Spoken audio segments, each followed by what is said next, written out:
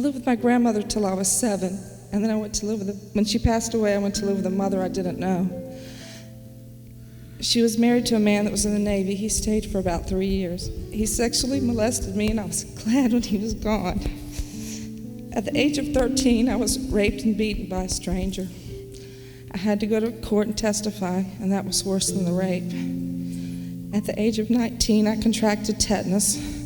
I was on a breathing machine through a hole in my neck for 17 days. For the next 2 months, I almost lost my life twice. I was released from the hospital and given high doses of pain medication. I liked the way they made me feel. Over the next 10 years, I had about 10 surgeries, and I learned to manipulate the doctors into giving me more pain medications. I was hooked on prescription medications. In 1985, an abusive relationship with a man from Dominican Republic was my final undoing. I went to the federal penitentiary for the sale of firearms. In 1987, upon my release, the cycle was about to begin again. Take your time. In 1989, I had another major operation, and then I met a doctor that sold prescriptions.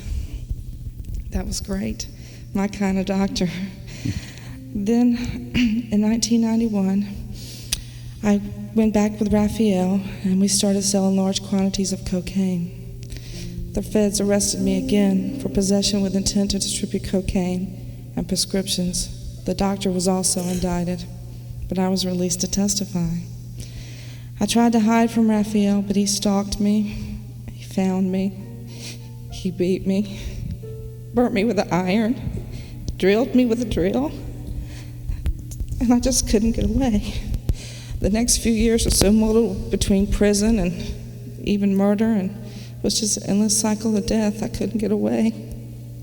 The one bright spot in my life was that God kept putting Christians in my life. Yes. The prosecutor was a Christian. My attorney was a Christian. Even some of the people that arrested me were Christians.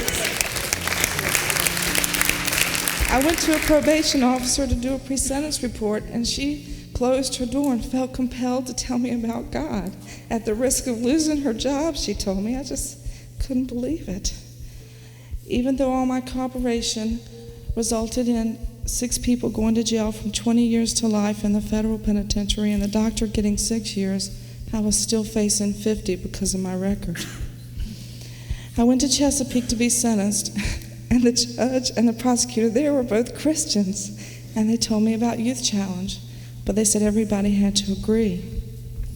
So I went to Norfolk to be sentenced, and Mr. Collier came to see me while I was sitting in the holding cell. Tell about it. That's good. He walked in the room, and all he said to me was, "Are you ready? 30 years ago, I was in the same place you are." I felt warm, like somebody had heated me up, and I started crying, and yes, I was ready. Hallelujah. I went into the courtroom, and the judge gave me 35 years, and then I went to other places, and they gave me 15 more. I already had 17. That was 67 years. But they sent me to Youth Challenge. So then I packed my bags, and I come to Youth Challenge after spending 14 months in jail, and I walk in the door, and Kathy, all she says to me, "It's time." She didn't say anything else. Yes, it's time. It's time to let go. It's time to love God. I've been looking for the right prescription all my life, and I finally found it. It's Jesus Christ.